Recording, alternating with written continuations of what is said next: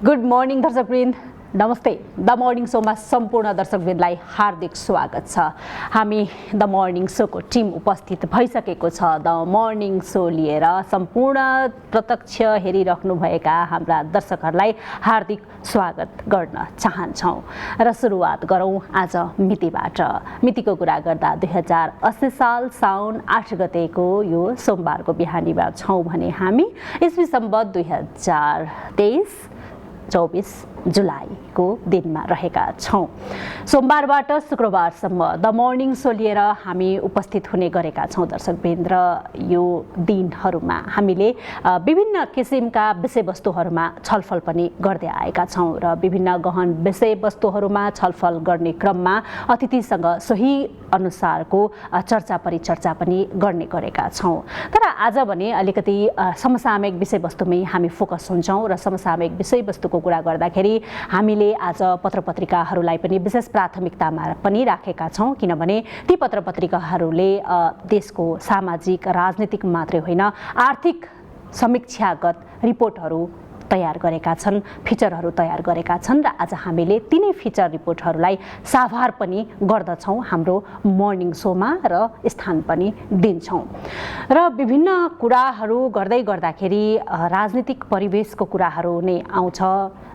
समसामयिक राजनीति परिवेशमा गरेका कुराहरूमा के कस्ता खालका उल्झनहरू छन् भन्ने समस्याहरू त हामी सबैलाई अवगत नै छ र यससँग जोडिएर आएको अर्थनीतिसँग पनि हामी अवगत नै छौँ। अर्थनीतिको कुरा गर्दाखेरि देशको अर्थनीतिले नै त्यो देशको सम्पूर्ण इन्टायर सिस्टमलाई समेटेको हुन्छ र त्यो सिस्टममा जब अलिकति तलमाथि पर्छ तब देशको परिस्थिति नै हल लिन थाल्छ र केही त्यस्ता खालका समस्याहरू सिर्जना हुन्छन् र ती समस्या ननिम्त्याउन् कतिपय अवस्थामा अर्थनीति सुधार होस्, राम्रोसँग चलायमान होस् भन्ने हेतुले राष्ट्र ब्याङ्कले मौद्रिक नीति वर्षेनी सार्वजनिक गर्ने गरेको छ र केही विशेष परिस्थिति बाहेक आउने यो वर्षेनी सार्वजनिक नीतिको कुरा गर्दाखेरि अर्थात् मौद्रिक नीतिको कुरा गर्दाखेरि यसपटकको मौद्रिक नीति हिजो सार्वजनिक भएको छ र मौद्रिक नीतिलाई केही लचिलो अथवा सहज भन्दै गर्दाखेरि आज पत्रपत्रिकाहरूले यसलाई कसिलो मौद्रिक नीतिको रूपमा पनि व्याख्या गरेका छन् र 2080-81 को नेपाल राष्ट्र बैंकले चालु आर्थिक वर्ष 2080-81 को मौद्रिक नीति सार्वजनिक हिजो गरेको छ र मूल्य वृद्धि नियन्त्रण त्यसै गरेर बाह्य क्षेत्र स्थायित्व कायम राख्दै अर्थतन्त्रलाई चलायमानको लक्ष्यसहित केन्द्रीय बैंकले यो मौद्रिक नीति सार्वजनिक गरेको हो र वित्तीय स्रोतलाई उत्पादनशील क्षेत्रमा प्रवाह गराई आन्तरिक उत्पादन क्षमता अभिवृद्धिलाई प्राथमिकतामा राखिएको नीतिमा उल्लेख छ। र यसरी हेर्दाखेरि हामीले आज कान्तिपुरको न्युजलाई यहाँ अलिकति साभार गरेर प्रस्तुत गरिरहेका छौँ। मौद्रिक नीति केहीमा कडाई केहीमा लचिलो भन्ने शीर्षकमा कान्तिपुरले मौद्रिक नीतिले अर्थतन्त्रका विद्यमान समस्या समाधान नगर्ने र आर्थिक गतिविधि चलायमान नहुने निजी क्षेत्रको टिप्पणी सहितको अभिव्यक्ति सहित यहाँ न्युज उल्लेख गरेको छ, जुन चाहिँ बाह्य सूचक सबल रहेको अवस्थामा आन्तरिक अर्थतन्त्रलाई चलायमान बनाउने नीतिको अपेक्षा विपरीत चलाखीपूर्ण तरिकाले नेपाल राष्ट्र बैंकले आइतबार चालु आर्थिक वर्षका लागि कसिलो मौद्रिक नीति जारी गरेको छ। मौद्रिक नीतिमा ब्याज दर घटाउने, कर्जा पहुँच विस्तार गर्ने, घर जग्गा शेयर हायर पर्चेज लगायतका क्षेत्रमा कर्जा विस्तारका नयाँ कार्यक्रमहरू छैनन् भनेर लेखेको छ। तर आवश्यक घर कर्जाको सीमा वृद्धि, 50 लाख भन्दा साना शेयर कर्जा, 25 लाख भन्दा साना हायर पर्चेज कर्जा र सूचीकृत घरजग्गा व्यवसायीबाट भएका घरजग्गा कर्जामा जोखिम भार घटाएर बजारको माग केही सम्बोधन गर्न खोजिएको छ र यसरी ठूला कर्जालाई नियमन गर्ने, वास्तविक समस्यामा रहेका ऋणीलाई सुविधाका लागि नीति बनाउने, निक्षेपकर्ताको हित संरक्षण गर्ने व्यवस्था समेटिए पनि कर्जा विस्तारको सीमा गत वर्षको भन्दा घटाइएको छ। यी व्यवस्थाले सुस्त रहेको कर्जाको माग नबढ्ने भएकाले अर्थतन्त्रको विद्यमान समस्या सम्बोधन नगर्ने सरकारवालाहरूले पनि बताउँछन् भनेर उल्लेख गरिएको छ। र यसरी मौद्रिक नीति पोलिसीमा कसिलो र इनोभेसनमा चुकेको अर्थविद एवं राष्ट्र बैंकका पूर्व कार्यकारी निर्देशक नरबहादुर थापाको भनाइ छ भनेर पनि यहाँ उल्लेख गरिएको छ। मौद्रिक नीति गत वर्षभन्दा पनि कसिलो आएकोले यसले अर्थतन्त्रका विद्यमान समस्या समाधान गर्दैन, र यसरी मौद्रिक नीतिको कार्यदिशा कसिलो र कन्जर्भेटिभ पनि देखिन्छ। उत्पादनशील क्षेत्रमा बढी कर्जा जाने व्यवस्था भएको भए राम्रो हुन्थ्यो भनेर उल्लेख गरिएको छ। र यसरी 2 वर्ष यता मिटर ब्याज पीडितको आन्दोलन जारी छ। त्यस विषयमा सरकारले ऐन ल्यायो। वित्तीय क्षेत्र सुधार मार्फत राष्ट्र बैंकले पनि केही सम्बोधन गर्नुपर्नेमा नगरेको पनि अर्थविदको टिप्पणी छ। र यसै गरेर लघुवित्त वित्तीय संस्थामा पनि समस्या छ। ती समस्या समाधानमा राष्ट्र बैंक केही बोलेन भन्ने कुरालाई लिएर पनि अर्थ सरोकारवालाहरूले आफ्नो राय धारणा व्यक्त गरेका छन्। र यसै गरेर मौद्रिक नीति मार्फत राष्ट्र बैंकले ठूला कर्जा नियमनका लागि नीति बनाउने र त्यसै गरेर मनपरी रूपमा कर्जा पुनर्तालिकीकरण गर्न नदिने भनेको छ। र यी व्यवस्थाले कर्जाको गुणस्तरमा सुधार हुनुका साथै वित्तीय स्रोतको दुरुपयोग रोक्ने बताइएको छ। र यसरी अब बैंकहरूलाई एसएमई कर्जा विस्तार गर्न थप दबाव पर्ने देखिन्छ। र यसरी यो व्यवस्थाको असर तत्काल त्यति राम्रो नदेखिए पनि मध्यकालमा राम्रो हुन्छ भनेर अर्थ सरोकारवाला अर्थात् अर्थविदहरूले आफ्नो धारणा राखेका छन्। र मौद्रिक नीतिले अर्थतन्त्रका विद्यमान समस्या समाधान नगर्ने र आर्थिक गतिविधि चलायमान नहुने नेपाल उद्योग परिसङ्घका अध्यक्ष राजेश कुमार अग्रवालले बताएका छन् भनेर पनि कान्तिपुरले आफ्नो न्युजमा यो विषयवस्तुलाई प्राथमिकताका साथ साभार गरेको छ। र यसरी हेर्ने हो भने वित्तीय स्रोतलाई उत्पादनशील क्षेत्रमा प्रवाह गराई आन्तरिक उत्पादन क्षमता अभिवृद्धिलाई प्राथमिकतामा राखिएको जुन नीतिमा उल्लेख गरिएको भन्ने कुराहरू हामीले गरि पनि सकेका छौँ। र चालु कर्जा मार्गदर्शन संशोधन गर्ने शेयर घर जग्गा सवासी कर्जाको जोखिम भार सम्बन्धी व्यवस्था पुनरावलोकन गर्ने केन्द्रीय बैंकले पनि जनाएको छ। र यसरी 50 लाख रुपैयाँसम्मको शेयर रियल एस्टेट कर्जामा मात्रै औसत जोखिम भार घट्ने ठूला कर्जामा भने 150% नै कायम हुने गभर्नर महाप्रसाद अधिकारीले स्पष्ट पनि पारिसकेका छन्। यसरी विभिन्न अर्थमा केही ठाउँमा लचिलो तर केही कुराहरूमा कसिलो मौद्रिक नीति राष्ट्र बैंकले ल्याएको कुरा आजका पत्रपत्रिका समाचार माध्यमहरूमा विशेष प्राथमिकतामा छापिएका छन्। जुन हामीले द मर्निङ सोमा पनि केही विषयवस्तुलाई पत्रपत्रिकाबाट साभार गर्दै केही विषयवस्तुहरू भने हामीले यहाँ पस्क्यौँ दर्शकवृन्द। अब भने मौद्रिक नीतिपछि अलिकति फर्केर फेरि केही दिन अगाडि जाउँ जहाँ त्रिभुवन अन्तर्राष्ट्रिय विमानस्थलबाट पक्राउ परेको तस्करी सुन 100 क्विन्टल भन्दा बढीको त्यो सुन यति बेला राष्ट्रिय राजनीति नै खलबलाउने गरी कुराहरू बाहिर आइरहेको र त्यति मात्र होइन त्यो सुनको प्रकरणले यो तस्करको जन्जाल कतिसम्म नेपालमा छ योभन्दा अगाडि आएका अवैध यस्ता खालका कुराहरू त्यसपछि भएका वैधानिकता दिइने प्रयासहरूमा पनि विशेष गरेर सबैको टाउको दुखाइको विषय बनेको छ। प्रहरी प्रशासन मात्रै होइन आम जनताले पनि यो विषयलाई विशेष चासोका साथ हेरेका छन्। तर जहिले पनि नेपालमा एउटा उखान भनाइ प्रचलनमा रहेको छ, सानालाई ऐन ठुलालाई चैन। यो उखानले समग्र राष्ट्रिय राजनीति मात्रै होइन गरिब निमुखा पहुँच नभएका व्यक्तिहरूलाई समस्या पर्ने तर पहुँच भएका व्यक्तिहरू भने उम्कने जुन परिपाटी हिजो थियो त्यो कता न कता आज पनि छ भन्ने कुराहरू चाहिँ यही सुन तस्करीको विषयलाई लिएर पनि जोडेर हेर्न सकिन्छ। जुन नयाँ पत्रिकाको न्युजलाई हामीले केही हदसम्म साभार गरेर यहाँ प्रस्तुत पनि गर्दछौँ दर्शकवृन्द। र नयाँ पत्रिकाको कुरालाई गर्ने हो भने 2071-72 यता सुन तस्करीमा संलग्न 722 जना पक्राउ परेका छन्। तर 33 केजी सुन काण्डमा पक्राउ परेका चुडामणी उप्रेती अर्थात् गोरे बाहेक सबै भरिया तहका केही कर्मचारीलाई छोडेर अन्य सबै भरिया तहका मात्रै छन्।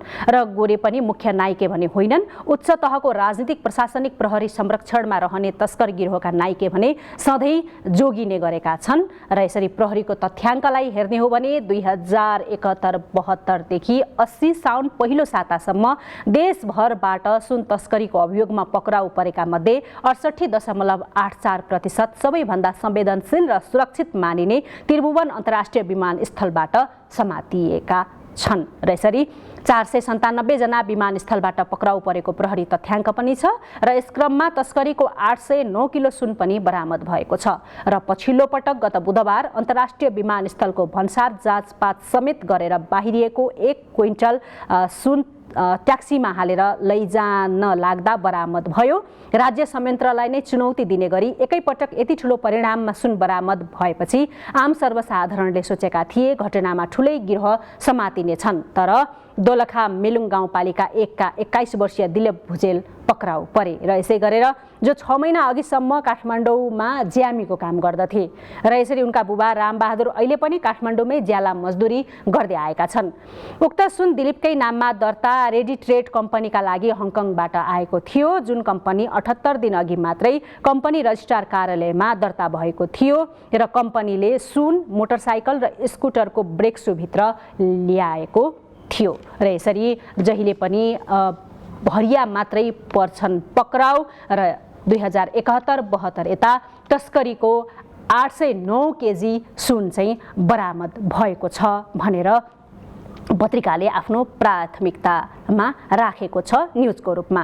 यसरी 33.5 केजी सुन प्रकरण पनि सिरियस अनुसन्धान मानिएको घटनामा सुन बरामद भएन भन्ने खालको अर्को न्युज पनि यहाँ छ, जुन चाहिँ तस्करीको 33.5 किलो सुन गायब पारेको भन्दै 16 फागुन 2074 मा मोरङ उर्लाबारी 7 का सनम साक्यलाई सहकर्मीले नै अपहरण गरेर ज्यानै लिए र सरकारले गृह मन्त्रालयका तत्कालीन सहसचिव ईश्वरराज पौडेलको नेतृत्वमा उच्च स्तरीय अनुसन्धान समिति गठन गर्यो र संगठित अपराध अन्तर्गत समितिले अनुसन्धान गर्यो। नभन्दै घटनामा संलग्न नेपाल प्रहरीकै उच्च अधिकृत सहित 33 अभियुक्त पक्राउ परे, तर मुख्य दसी सुन भने बरामद हुन सकेन। यसरी कालान्तरमा दसी बरामद हुन नसकेकै विषयलाई आधार बनाएर अदालतले घटनामा संलग्न अधिकांश अभियुक्तलाई सफाई दियो।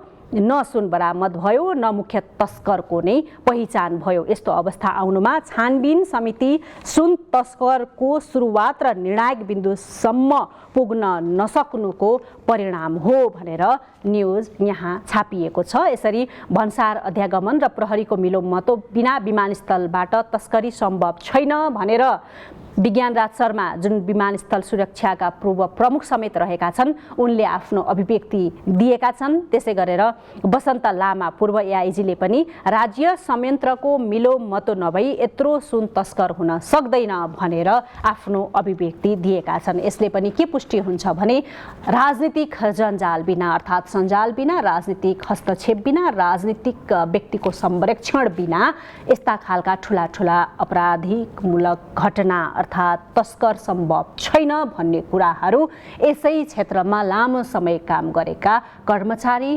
प्रशासन, पूर्व प्रशासक, अधिकृतहरू, प्रहरी प्रशासन यो सबैले बताइरहँदाखेरि समस्या कहाँनिर छ त भन्ने कुराहरू नै हो। र फेरि पनि साना माछाहरू समातिने ठुला उम्किने जुन पुरानो परम्परा छ, यो पटक पनि यो विषयमा पनि 100 क्विन्टल सुनको विषयमा पनि अहिलेसम्मको समस्या यही हो भन्ने कुराहरू आउँछ। र यसरी राजस्व अनुसन्धान विभागले फेरि अनुसन्धान चाहिँ जारी रहेको कुराहरू पनि गरिरहेको छ, जुन चाहिँ 100 किलो सुन तस्करीको अनुसन्धानलाई सूक्ष्म ढङ्गले अगाडि बढाउने बताएको छ। विभागले यो प्रकरणको जारीसम्म अर्थात् जरासम्म पुगी त्यसमा संलग्न जो कोहीलाई पनि कानुनी दायरामा ल्याउने प्रतिबद्धता जनाएको छ। अनुसन्धान को कुरा गर्दाखेरि इमेज च्यानलसँग कुरा गर्दै राजस्व अनुसन्धान विभागका प्रवक्ता नवराज अधिकारीले सुन प्रकरणमा हालसम्म 16 जना पक्राउ परेको र उनीहरूकै बयानका आधारमा अनुसन्धान प्रक्रिया अगाडि बढाएको जानकारी पनि दिएका छन्। र यसै गरेर विभागले सुन तस्करी प्रकरणमा अन्तर निकायसँग समन्वय जारी रहेको भन्दै अनुसन्धानका क्रममा अन्य संयन्त्रको सहयोग लिने पनि बताइएको छ। र यसरी त्रिभुवन अन्तर्राष्ट्रिय विमानस्थलबाट पास भएर बाहिर आइसकेको अवस्थामा राजस्व अनुसन्धान विभागले सुन नियन्त्रणमा लिएर अनुसन्धान प्रक्रिया अगाडि बढाएको छ र यसकारण विभागले थप हिजो 6 जनालाई पक्राउ गरेपछि पक्राउ पर्नेको संख्या 16 पुगेको हो। र हिजो पक्राउ पर्नेहरूमा भन्सार अधिकृत सन्तोष चन्द, खरिदार तथा जाँचकी कुमार ठकाल र एक्सरे अपरेटर सरोज श्रेष्ठ छन्।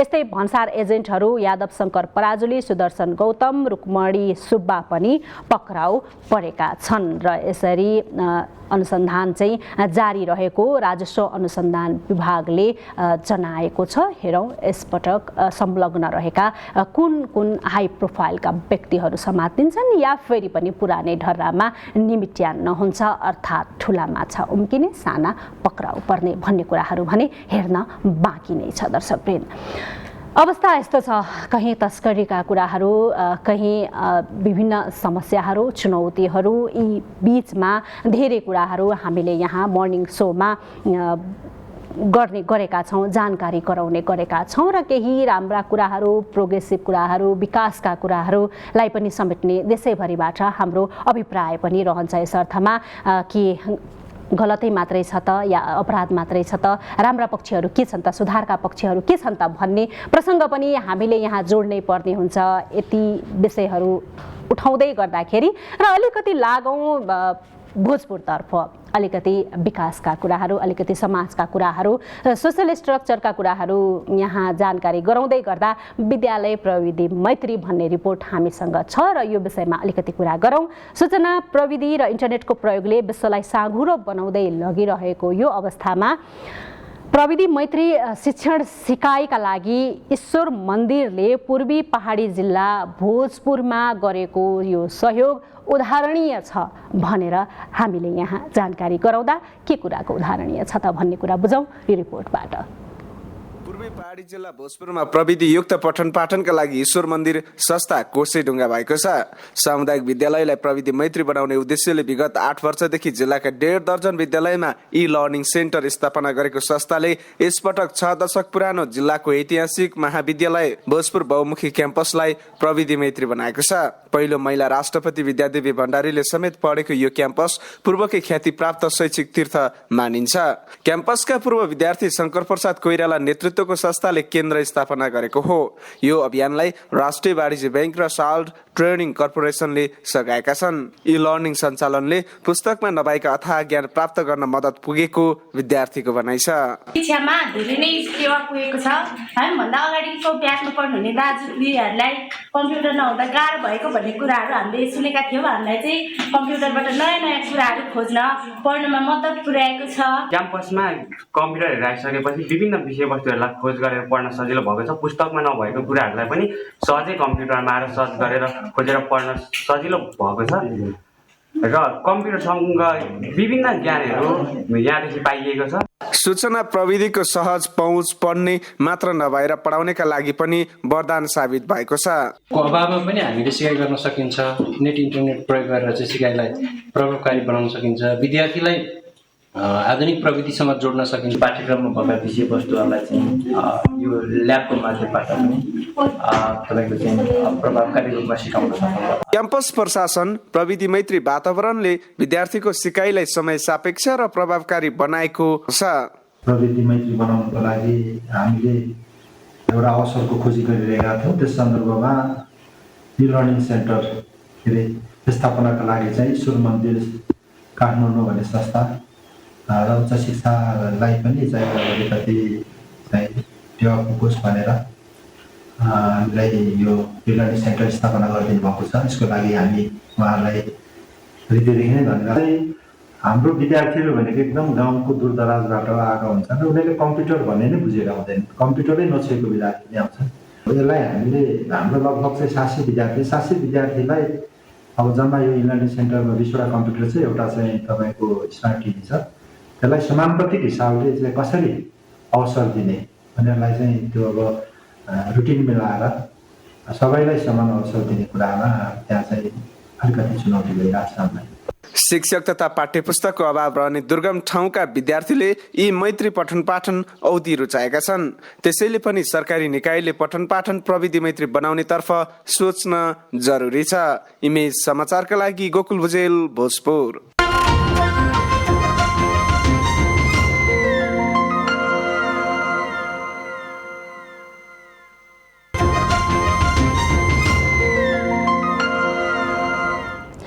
ब्रेकपछि पुनः स्वागत छ दर्शकवृन्द। द मर्निङ सोमा हामी छौँ र ब्रेकमा जानुभन्दा अगाडि हामीले धेरै विषयवस्तुहरू समसामयिक विषयवस्तुहरूमा चर्चा गऱ्यौँ। अब भने अलिकति कुरा गरौँ कास फिर्ता हुन अटेर गर्ने कर्मचारीहरूको हाजिर कटौती भन्ने यो स्वास्थ्यसँग रिलेटेड न्युज हामीसँग छ। स्वास्थ्य मन्त्रालय अन्तर्गतको कुरा हो यो र यो कुरालाई हामीले भन्नु पर्दाखेरि जुन ग्रामीण क्षेत्रका स्वास्थ्य संस्थामा स्वास्थ्य कर्मीहरूको अभाव भएपछि अब दरबन्दी भन्दा फरक ठाउँमा कामकाज गर्दै आएका स्वास्थ्य कर्मीलाई धमाधम फिर्ता पठाउन थालिएको छ र स्वास्थ्यमा नेतृत्व सम्हालेर बसेका तथा पहुँचका आधारमा केन्द्रमा बसिरहेका स्वास्थ्य कर्मीहरूलाई यसपटक स्वास्थ्य मन्त्रालयले कुनै पनि बहानामा छुट दिन नसकेको भन्दै दरबन्दी भएकै स्वास्थ्य संस्थामा कास फिर्ता गरेको हो र यसरी आइतबार मात्र स्वास्थ्य तथा जनसङ्ख्या मन्त्रालयमा काजमा रहेका 7 जना कर्मचारीको मन्त्रालय प्रशासनले हाजिर काटिदिएको छ र उनीहरूले सोमबारदेखि मन्त्रालयमा हाजिर गर्न पाउने छैनन्। ती कर्मचारी पनि आफ्नो दरबन्दी भएकै स्थानमा जानुपर्ने छ र यसरी अन्यत्र दरबन्दी भई वीर अस्पतालमा 91 जना स्वास्थ्य कर्मी कार्यरत छन् र अस्पताल प्रशासनले उनीहरूको हाजिरी काटिदिएको छ र साउन 1 गते उनीहरूको हाजिरी काटिदिएकोमा कार्य सम्पादन मूल्याङ्कन फारम भर्नका लागि भन्दै साउन 2 गतेबाट हाजिर गर्न दिएको थियो र उनीहरूमध्ये 71 जनाको हाजिर आइतबारबाट पुनः काटिएको छ। यसरी अब काज फिर्ता हुन अटेर गर्ने कर्मचारीको चाहिँ हाजिरमा कटौती गर्ने र ग्रामीण क्षेत्रमा स्वास्थ्य संस्थामा स्वास्थ्य कर्मीको अभाव भएपछि पुनः फिर्ता बोलाइएको अथवा फिर्ता पठाइने निर्णय गरिएको प्रसङ्गलाई आज हामीले यहाँ पत्रिकाले छापेको न्युजलाई साभार गरेर प्रस्तुत गर्यौँ दर्शकवृन्द। र अब अलिकति कुरा गरौँ फेरि पनि केन्द्रीय कङ्ग्रेस समितिको बैठक यति बेला कार्य समितिको बैठक यति बेला बसिरहेको छ र यो कार्य समितिको बैठकमा धेरै कुराहरू यसपटक उठेका प्रसङ्गहरूलाई प्रत्यक्ष रूपमा हेर्ने वातावरण पनि सिर्जना अर्थात् लाइभ गर्ने परिपाटीले यो सम्भव पनि भयो र कतिपय अवस्थामा गुनासाहरू पनि सदस्यहरूको रह्यो। धेरै कुराहरू आन्तरिक रूपमा छलफल गर्नका लागि यसले अवरोध भयो अप्ठ्यारो भयो भन्ने कुराहरू पनि प्रत्यक्ष अप्रत्यक्ष रूपमा नआएका होइनन् तर सामाजिक सञ्जाललाई फलो गर्ने हो हेर्ने हो भने जनताकै प्रतिनिधिहरू भएका स्थानमा बसेको बैठक जनताले नै किन सुन्न हेर्न नपाउने भन्ने खालका प्रश्नहरू पनि पक्कै उठे सामाजिक सञ्जालमा र यसरी यो विरोध र समर्थनका बीचमा केन्द्रीय कार्य समितिको बैठक अगाडि बढिरहेको प्रसङ्गलाई आज हामी अलिकति यहाँ जानकारी पनि गराउँछौँ र नेपाली कङ्ग्रेसका नेताहरूले चुनावमा पार्टीका क्रियाशील सदस्यहरूबाटै भोट नपाइएको गुनासो यो बैठकमा गरेका छन्। गत मङ्गलबारदेखि जारी केन्द्रीय समिति बैठकमा बोल्ने सदस्यहरूले गत मङ्सिरमा भएको प्रदेश सभा र सङ्घीय चुनावमा क्रियाशील सदस्यकै भोट नपाइएको बताएका हुन्। नेता शशाङ्क कोइरालाले पार्टीमा 8 लाख भन्दा बढी क्रियाशील सदस्य रहे पनि चुनावमा सबै इमान्दारितापूर्वक कङ्ग्रेसलाई नै भोट नदिएको बताउनु भएको छ र यसरी क्रियाशील सदस्यता बढाएर मात्रै सङ्गठन बलियो हुने तर्क उहाँको रहेको छ।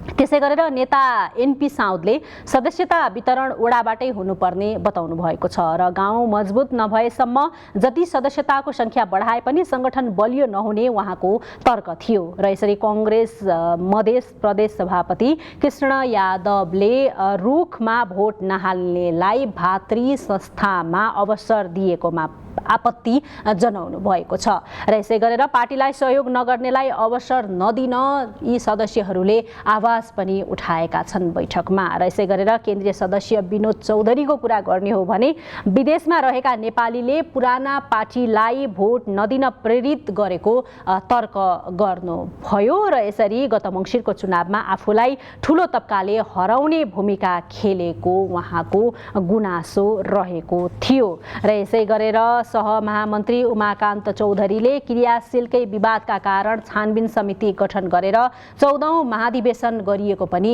बताउनु भयो र उहाँले निर्वाचन जितेका जनप्रतिनिधि राजा जस्तो भएको र पार्टीसँग कुनै समन्वय नगरेको आरोप समेत उहाँले लगाउनु भयो र यता नेता साउदले भुटानी शरणार्थी प्रकरणमा अदालतको अन्तिम फैसला नआएसम्म थुनामा रहेका नेतालाई कारबाही गर्न नहुने तर्क पनि राख्नु भयो। भएको छ। यो बैठकमा भने केही सदस्यले निलम्बन गर्ने कुरामा किन ढिलाइ गरिएको हो भनेर प्रश्न पनि अलिक अगाडि यही बैठकमा गरेका थिए।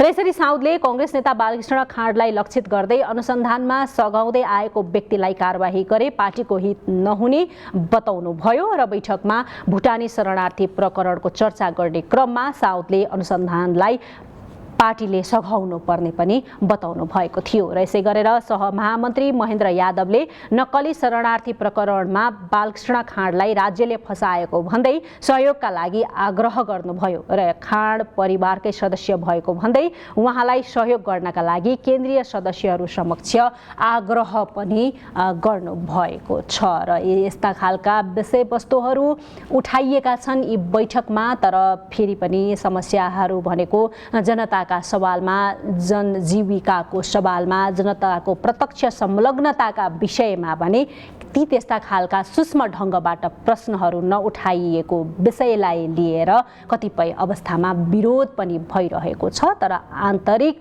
समस्यामा रुमलिएको विधानका हिसाबले 2 महिनामा बस्नुपर्ने बैठक वर्ष दिनपछि बस्दै गर्दाखेरि धेरै कुराहरू आन्तरिक रूपमै धेरै समस्याहरू सदस्यहरूले पोखिरहेका छन्, उठाइरहेका छन्, प्रश्नहरू गरी पनि रहेका छन्।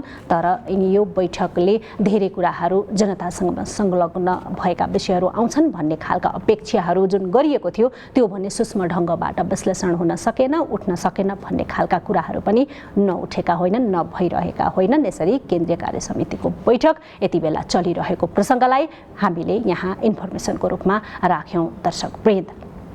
अब भने हामी अलिकति रिपोर्टतर्फ लागौँ र रिपोर्टको कुरा गर्दाखेरि यो मौसमको अवस्थालाई हेर्ने हो भने पानी परिरहेको छ र पानी परिरहँदाखेरि सजग सचेत हुनुपर्ने त आफैमा पनि छँदैछ। बाटोघाटो परिस्थितिहरूले गर्दाखेरि विभिन्न किसिमका घटना दुर्घटनाहरू निम्तिन सक्छन्। तर यहाँ अलिकति हामीले अहिले भने सकारात्मक न्युजलाई प्राथमिकतामा राखेका छौँ र सकारात्मक न्युजको कुरा गर्दाखेरि 3 दशकपछि पाटनका अधिकांश हिटीबाट पानी झर्न थाल्यो भन्ने यो इन्फर्मेसन हामीले यहाँहरूलाई जानकारी गराउँदैछौँ। जुन चाहिँ पाटन ललित कलाको धनी सहर, त्यसमाथि पनि प्राचीन हिती प्रणाली यो सहरको अर्को अभिन्न अङ्ग हो र प्राचीन सभ्यताको हितीमा विभिन्न कारणले पानी नआउँदा ऐतिहासिक सभ्यताको अन्त्य हुने जुन डर त्रास थियो, तर अब करिब 3 दशकपछि पाटनका करिब 97% हितीहरूबाट पुनः पानी झर्न थालेपछि स्थानीयहरू हर्षित भएका छन् भन्ने रिपोर्ट हेरौँ बाँकी यहाँबाट।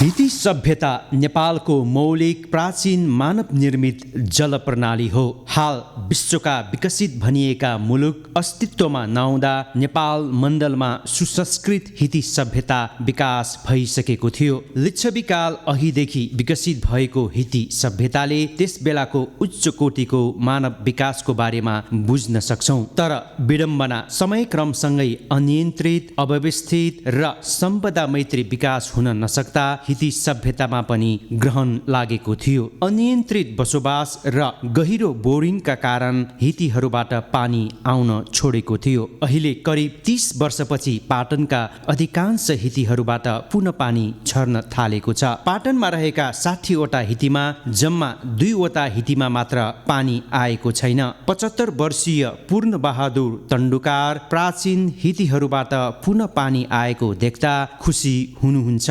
मेलम्चीको पानी नियमित आएपछि डिप बोरिङ नगरेका कारण भूमिगत पानीको सतह बढेपछि हितीमा पानी आएको उहाँको भनाइ छ। वो ल मेलम्ची बिसारे ती बोरिङ त लसा लम्बाल लसाले मुआबले ती वो तले ती पहले जाओ ल बोरिङ न परे जाओ ल थौ मुआने न परे जाओ ल हितेला अटोमेटिक नपठे न ल आया होला। असार महिनादेखि मेलम्चीको पानी वितरण रोकिएको छ। त्यसैले भाद्र महिनाभित्र पानी वितरण नगरिए हितीबाट पानी नआउन सक्छ स्थानीयको भनाइ छ। शरण देवी डङ्गोल पनि हितीबाट पानी फालाफाल आएकोमा खुसी देखिनुहुन्छ। प्राचीन हितीबाट सधैँ यसरी नै पानी आउने वातावरण बनाइनु पर्नेमा उहाँको जोड छ। पहिला लुगा धुनलाई किन्नु पर्थ्यो, घरमा चाहिँ अहिले चाहिँ अब घरको लागि मात्र किन्ने भयो अब लुगा धुनलाई चाहिँ त्यति किन्नु परेन अनि त्यही भएर त हामी त खुसी नै छौँ पानी आएको बेलामा पाटनको प्रसिद्ध सुनको लुहिती र सिन्चा हितीमा अहिले पनि पानी आउन सकेको छैन। यी हितीहरूको जलाधार क्षेत्र पाटन औद्योगिक क्षेत्रमा दैनिक लाखौं लिटर पानी डिप बोरिङ गरेर निकालेका कारण पनि पानी नआएको स्थानीयको भनाइ छ। अब बोरिङलाई रोकेर हितीको भूमिगत पानी प्रणालीलाई संरक्षण गरी पानी पुनः भरण गरिरहनुपर्ने तन्नुकारको सुझाव छ। मन ठाउँमा फेको चाहिँ आसपास चाहिँ बोरिङ बोरिङ पाउने ल ठाउँमा फेको बोरिङ सलाइन र यंगो बेला छेन रंगले बोरिङ याम ढाउन खोजी मको नगरपालिका न सु ढाफु मुक्त समूह निकाय पिथन सु ढाफु मुक्त टोले सु ढाफु मुक्त जो बेला खास ल चाहिँ हिटी ल महल कारण भए होगा। मेलम्ची र वर्षायामको कारण पाटनको अधिकांश हितीमा पानी आउनु सुखद हो। तसर्थ अब अन्य स्थानमा पनि भूमिगत पानी प्रणालीलाई संरक्षण गरेर हजारौं वर्षको हाम्रो पहिचान हिती सभ्यता र सम्पदालाई बिउत्याउन आवश्यक देखिन्छ। इमेज समाचारका लागि क्यामेरा पर्सन भूपेन्द्र खड्काका साथ नरेन्द्र मानन्धर, ललितपुर। यस्ता खालका ऐतिहासिक सम्पदाबाट लामो समय रोकिएको पानी बगिरहँदाखेरि पक्कै पनि अझ प्रकृतिको सुन्दर अनुपम उपहार हामीले प्राप्त गरेको महसुस भएको प्रसङ्ग। यसै गरेर यसलाई संरक्षण गर्नुपर्ने दायित्व र अलिकति सरकारवालाहरूले देखाउनु पर्ने चासोको विषयमा हामी जोड दिँदै यो रिपोर्ट यहाँहरू सामु प्रस्तुत गर्यौं। दर्शकवृन्द, अब भने अलिकति लागौं खेल जगततर्फ र खेलको कुरा गर्दाखेरि महिला विश्वकप फुटबल आज पनि भन्ने प्रसङ्गलाई यहाँ जोड्छौं।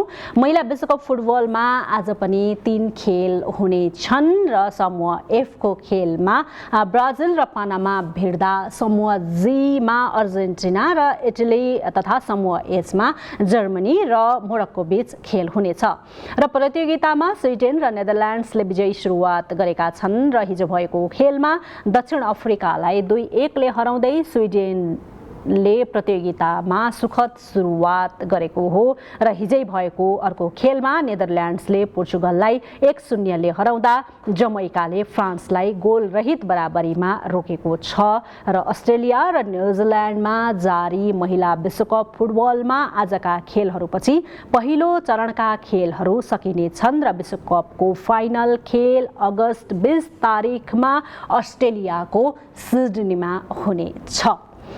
यो खेल प्रसङ्ग पछि आज हामीले द मर्निङ सोमा विभिन्न विषयवस्तुमा चर्चा परिचर्चा गर्यौं। खेल, सामाजिक, राजनीतिक विभिन्न परिवेशमा यसै गरेर प्रधानमन्त्री विदेश भ्रमणमा रहनुभएका प्रसङ्गहरू पनि हामीसँग थिए। यसै गरी विभिन्न समसामयिक राजनीतिक विषयवस्तुहरू पनि हामीसँग रहेका छन् जुन हामी इमेज च्यानलबाट दिनभरि प्रत्यक्ष प्रसारण मार्फत न्युजहरूबाट यहाँहरूलाई जानकारी पक्कै पनि गराउने नै छौँ र यो बिहानको सुरुवातमा हामीले हिजो भएका गतिविधिहरू, आज हुँदै गरेका र हुने सम्भावनाका कुराहरूलाई पनि यहाँ जानकारी गरायौँ। दर्शकवृन्द, हाम्रो उद्देश्य भनेको द मर्निङ सोमा यी विविध विषयवस्तुमा चर्चा परिचर्चा गर्नु नै हो र यहाँहरूलाई जानकारी गराउनु, अवगत गराउनु पनि रहेको भन्ने हामी जानकारी गराउँछौँ। यसरी विश्वभरिबाट हामीलाई प्रत्यक्ष रूपमा टेलिभिजन मार्फत, फेसबुक लाइभ मार्फत हेरिरहनुभएका ती तमाम सम्पूर्ण दर्शकवृन्दलाई फेरि पनि धन्यवाद दिँदै सोमबारबाट शुक्रबार द मर्निङ सो लिएर हामी उपस्थित हुने गरेका छौँ र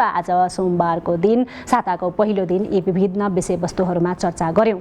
भोलि फेरि विभिन्न विषयवस्तुहरू लिएर उपस्थित हुनेछौँ र गेस्टसँग कुराकानी गर्ने गरी पनि उपस्थित हुनेछौँ। त्यतिखेरसम्मको लागि अब समय पनि लगभग सकिएको यहाँहरूलाई जानकारी गराउनु पर्ने हुन्छ। आजको समय सकिएको छ दर्शकवृन्द, यस अर्थमा भोलि फेरि उपस्थित हुने बाचा गर्दै त्यतिखेरसम्मको लागि बिदा दिनुहोस्। आफ्नो स्वास्थ्यको पनि ख्याल गर्नुहोला। Have a great day.